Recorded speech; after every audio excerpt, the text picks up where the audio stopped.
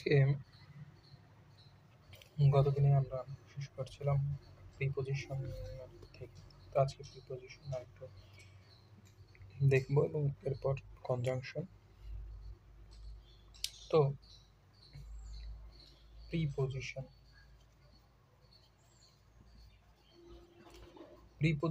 Pre অর্থ হচ্ছে পূর্বে বা আগে, আর পজিশন মানে হচ্ছে অবস্থান। প্রিপোজিশন হচ্ছে নাউন প্লাস প্রোনাউনের পূর্বে বসে কাকে সংযুক্ত করে? পাশাপাশি দুইটা শব্দকে পাশাপাশি দুইটা অর্থপূর্ণ শব্দ বা বাক্যকে সংযুক্ত করতে পারে এই প্রিপোজিশন। তো এখন আমরা দেখি উদাহরণের মাধ্যমে যে হচ্ছে যেমন হি গোস টু স্কুল, ঠিক আছে?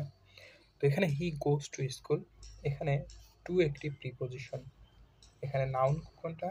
হি হচ্ছে প্রোনাউন, গত ক্লাস থেকে আমরা জানতাম হি হচ্ছে প্রোনাউন, গোস হচ্ছে ভার্ব, টু হচ্ছে প্রিপোজিশন এবং স্কুল হচ্ছে নাউন। তাহলে প্রিপোজিশন হচ্ছে নাউনের পূর্বে বসে। কার পূর্বে? নাউনের পূর্বে বসে।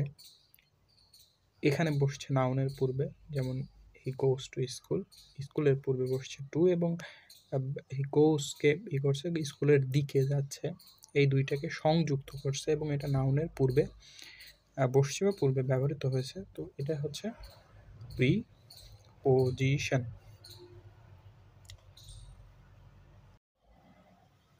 তো নেক্সট টপিক হচ্ছে কনজাংশন। কনজাংশন হচ্ছে দুইটা বাক্যকে সংযুক্ত করে, পাশাপাশি দুইটা বাক্য কে যুক্ত করতে বা সংযুক্ত করতে, পাশাপাশি দুইটা স্বাধীন বাক্যকে সংযুক্ত করতে কনজাংশনের ব্যবহার হয়। তো আমরা এখানে একটা সাধারণ একটা সহজ বাক্য দিয়ে এই কনজাংশনটা বুঝি যে the patient had died, the patient had died before the doctor came.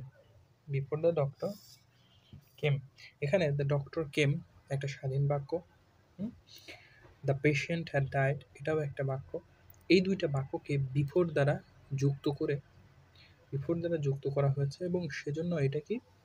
এটা হচ্ছে বিফোরটা হচ্ছে কনজাংশন। বিফোরটা কনজাংশন।